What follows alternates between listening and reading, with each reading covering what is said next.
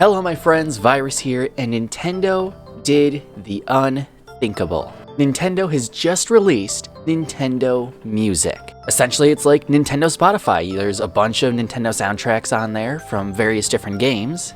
Nintendo Music is currently available on pretty much all of your mobile devices, but it's only available to Nintendo Switch Online members, which I suppose is a fair trade-off for now. I don't know if the pricing will change in the future, and maybe there'll be a Nintendo Music Premium subscription, who knows. But I have the music app up right now, and it's about what you'd expect. It's basically Spotify, but for Nintendo Music. The interface is pretty user-friendly. There's even a setting to filter out spoilers, so that if you haven't played a game yet, you won't get spoilers, which is pretty cool. And I'm just gonna say right off the bat, I'm gonna say my full honest opinion, it could have been better at launch. Don't get me wrong, we have a pretty good selection of content in this, but it feels like there could have been a little bit more. Because let me walk you through this. You can filter it by platform, and of course there's a good amount of Nintendo Switch there. It features currently, actually wait, I think there was an update recently because now Super Mario Bros. Wonder is here. That's cool. I didn't even notice that. That's awesome. Yeah, no, that's definitely new. That was definitely put in like very recently.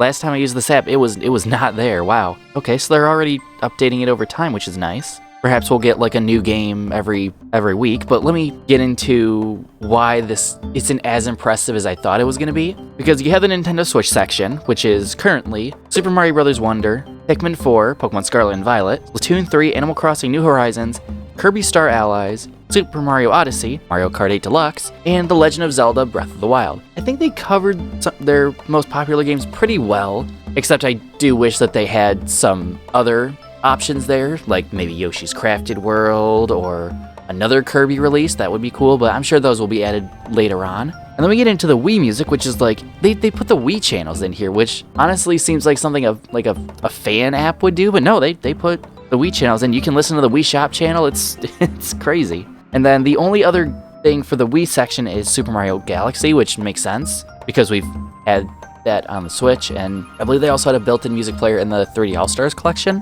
if I'm not wrong. Then for DS, which is, again, very sparse, it's Nintendogs and Tomodachi collection. For GameCube, we have Metroid Prime. Game Boy Advance, we have Fire Emblem The Blazing Blade. N64 is only Ocarina of Time and Star Fox 64 for now. The SNES is Yoshi's Island and Donkey Kong Country. Game Boy's Kirby's Dream Land and Dr. Mario. And the NES section has Metroid Famicom Disk System, which I don't know if I didn't know there was a distinction, which I guess that would be I think that's just the Japanese release, I think. And Super Mario Bros. So we have the classics here, but again, this feels a little bit sparse to me. Like, I think there's like maybe 20 games here, like game soundtracks. And while that's not bad, that's definitely a good amount of music, especially since Breath of the Wild's in there and Animal Crossing's in there. Like, each of these has at least like 30 tracks, so that's still a good amount of content. And on some tracks, you can also extend it up to 60 minutes, which is pretty cool, into a 60-minute loop. And I wonder who gave you that idea, Nintendo. Definitely not the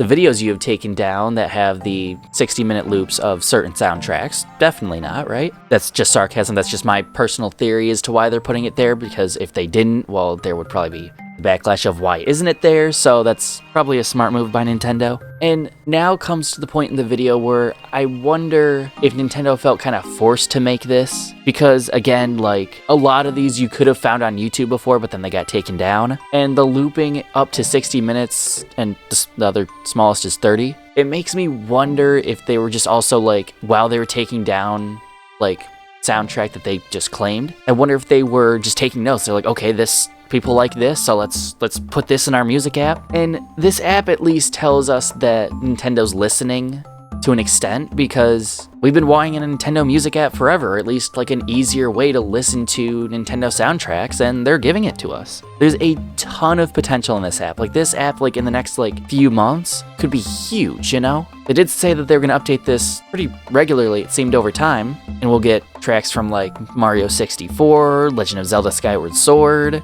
Those are the only two coming to mind right now. But I see a lot of potential in this app, and it could be potentially something massive as long as Nintendo allows it to get that big. So I was kind of dismayed that there weren't many that I was hoping for, like Yoshi's Woolly World or Yoshi's Crafted World, or maybe a few more Pokemon ones, but I guess they have to probably just talk a bit with Pokemon Company for that one. But yeah, that's the video. What do you guys think of Nintendo music? Let me know down in the comments below. I'm probably going to go listen to some Pikmin 4 music while I go edit this video, and I hope you guys enjoyed this video. If you did enjoy this video, be sure to leave a like and subscribe if you're new so you don't miss my next video. And as always, I will see you in the next one.